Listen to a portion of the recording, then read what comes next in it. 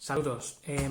Bueno, voy con el segundo vídeo del tema de filtros y humidificadores, ¿de acuerdo? Ahora voy a hablar un poco de los humidificadores pasivos, ¿vale?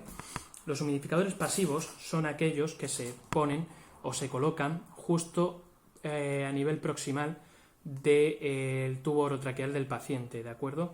La finalidad del humidificador pasivo es mantener la humedad y el calor de la vía aérea del paciente, sobre todo a nivel de bronquios y alvéolos, mantenerla y evitar que se destruyan los cilios por sequedad o bien haya un aumento de la mucosidad o que esas secreciones se vuelvan espesas, incluso pétreas, como ha pasado muchas veces y vemos en alguna ocasión formar tapones mucosos.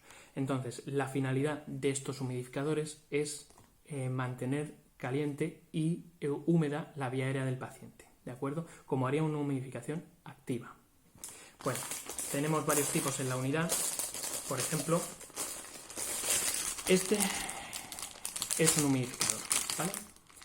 Pero ojo con este es únicamente un humidificador. El resto de humidificadores que os voy a enseñar no son filtros. El resto de humidificadores que voy a enseñar son filtros. Este no. Este es únicamente un humidificador, ¿vale? No es de los mejores, por así decirlo. De hecho, a mí no me termina de gustar porque no es el humidificador es en realidad una esponja. Tiene una esponjita en su interior que enseguida se satura de la humedad, ¿vale? Si podemos, no sé si se verán que incluso se ven ya alguna condensación y eso que este humidificador no ha sido utilizado, ¿de acuerdo? Pero se condensa muy rápidamente la humedad aquí y acaba obstruyéndose el humidificador y hay que cambiarlo cada muy poco tiempo. Este se recomienda cambiar cada 24 horas o incluso menos, porque es un sistema muy poco trabajado. Enseguida se sobrecarga, se satura y hay que cambiarlo, ¿vale? Este solamente actúa como humidificador, ¿de acuerdo? No funciona como filtro antibacteriano antivírico, ¿vale? ¿Qué he visto muchas veces hacer en la unidad y que está bien hecho? Bueno, pues muchos quitan esa esponjilla y lo que recurren es a ponerle un verdadero filtro humidificador, pero que a su vez es antibacteriano antivírico, ¿vale? Lo colocan y lo único que han hecho ha sido alargar la tubuladura de respiratoria del paciente, ¿vale? Pero al final lo que funciona es esto. Esto está bien hecho, ¿de acuerdo? Lo que no está bien hecho es mantener la esponjita y meter el otro filtro, porque estaríamos haciendo doble humidificación. Y puesto que esto ya mantiene la humedad y el calor, lo que hacemos es saturar más todavía la esponjita y nos vamos a cargar dos filtros en muy poco tiempo, ¿de acuerdo? Con lo cual, si lo hacemos así, hay que quitar la esponjita y poner el otro filtro, ¿de acuerdo? ¿Vale? Pues este se cambia cada 24 horas. No es de los mejores, pero lo tenemos en la unidad, ¿de acuerdo? Vale. Resto de humidificadores pasivos, ¿vale? El resto de humidificadores pasivos que tenemos en la unidad sí son filtros en sí mismos, son filtros antibacterianos antivíricos. Este es uno de ellos, ¿vale? Este es un humidificador, ¿vale? ¿Por qué? ¿Vale? Tenemos las siglas, como he dicho en el anterior vídeo, HME, ¿vale? Que también lo encontraremos en su envoltorio. HMEF. HMEF. Eso es humidificador, intercambiador de humedad y calor en inglés. HMEF, si no sería Breathing Filter, o Unifilter o Filter, que es como son el resto de humidificadores, de filtros antibacterianos antivíricos. Estos filtros funcionan como antibacterianos y antivíricos y a su vez humidifican. Este es uno de ellos, ¿vale? Y si los utilizamos bien, pueden aguantar entre 48 y 72 horas. Entonces, excepto este, que quiero que lo veáis bien, también tiene su puerto para introducir medicación o bien para testar el nivel de CO2 que exhala el paciente, excepto este. Todos los demás que he visto, sobre todo este, pues tienen su codo, ¿vale? Para ponerlo proximal al tubo orotraqueal del paciente. Bueno, pues para que nos funcionen bien, este es otro de los filtros, ¿vale? Son bastante parecidos, estos dos son bastante parecidos, ¿vale? Que no se engañe, que sea un color verde, que sea un color más amarillo. Hay que mirar el envoltorio y ver que pone HME o HMF, ¿vale? Bueno, pues para que funcionen bien, ¿vale? Colocamos el codo y lo que tenemos que utilizar, lo que tenemos que hacer es ponerlo en vertical o como mucho en horizontal con respecto al tubo orotraqueal del paciente. El tubo orotraqueal del paciente tiene que quedar más abajo, así que podemos ponerlo con ayuda del brazo que tiene el respirador, podemos ponerlo así, así o así. No debemos ponerlo caudal hacia abajo del tubo orotraqueal, porque al final lo que estamos haciendo es condensar el aire que exhala el paciente y todo esto se va a llenar de líquido, ¿vale? El líquido de la humedad. Y en cuestión de 24 horas, si esto lo tenemos hacia abajo, se va a saturar el humidificador y va a haber que cambiarlo, ¿de acuerdo? Va a haber que cambiarlo y poner otro nuevo, cuando normalmente pueden funcionar entre 48 y 72 horas. Lo cambiaremos antes, lógicamente, si vemos que está muy húmedo o que está lleno de secreciones o que está incluso deteriorado, ¿vale? Pero si lo ponemos hacia arriba o como mucho en horizontal, nos va a aguantar más tiempo, 48 o 72 horas, y así evitaremos de reclutar al paciente, exponernos al aire que está generando el paciente, sobre todo el paciente COVID,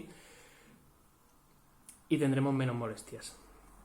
Bueno, puesto que esto ya es un humidificador, puesto que esto ya es un filtro antibacteriano antivírico, carece de sentido poner a su vez un filtro antibacteriano antivírico en el puerto inspiratorio, ¿vale? Puesto que esto ya, antes de que entre al paciente, ya va a depurar también lo que quede de la carga viral o bacteriana que está entrándole al paciente, que ya es poca, puesto que todos pasan por unos sistemas, todo el aire pasa por unos sistemas antes de llegar al paciente, unos sistemas de purificación.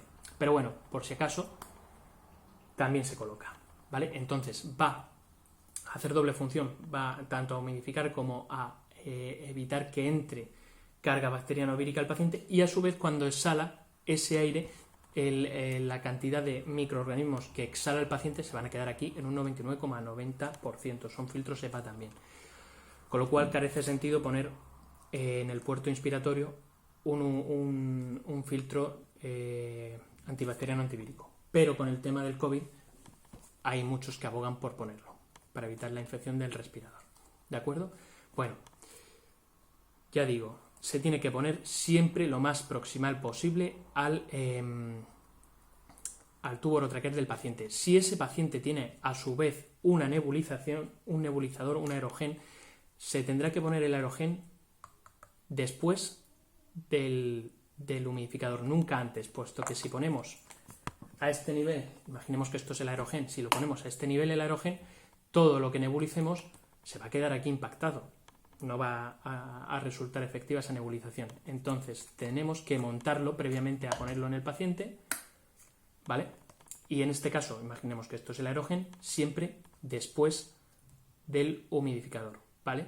Y así podemos nebulizar cuanto queramos y no es necesario retirarlo, porque lo que aconsejan muchas veces es quitar el filtro, humidificar, nebulizar durante 30 minutos, 20-30 minutos, lo que dure el fármaco, y volver a quitar y poner de nuevo el filtro. Bueno, pues eso es aumentar el tiempo, exponerse más a las secreciones y al aire que exhala el paciente, y estamos desreclutándolo, ¿vale?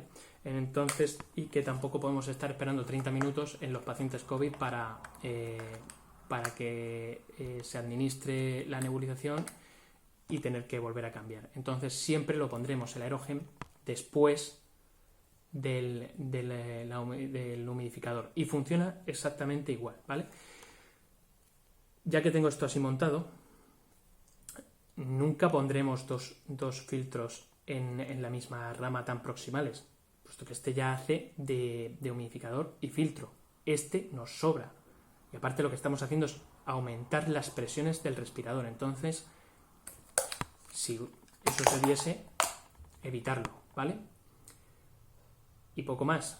Esto es lo que pondríamos en la humidificación pasiva. Si utilizamos una humidificación activa, jamás, o digamos que hay un aumento de secreciones, el paciente tiene un mayor aumento de secreciones y que no pueden ser controladas con la humidificación pasiva, porque esto es un humidificador pasivo porque tiene sus limitaciones.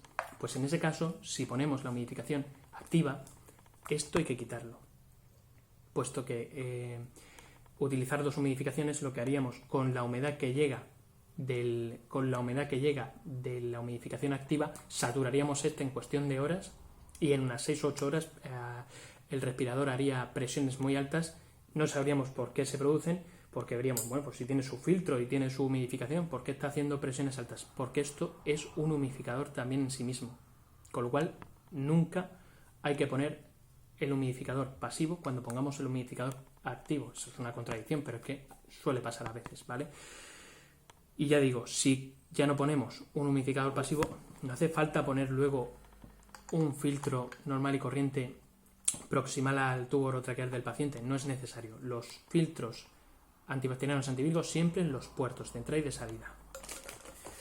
Espero no dejarme nada más. Estos son los que tenemos. ¿Vale?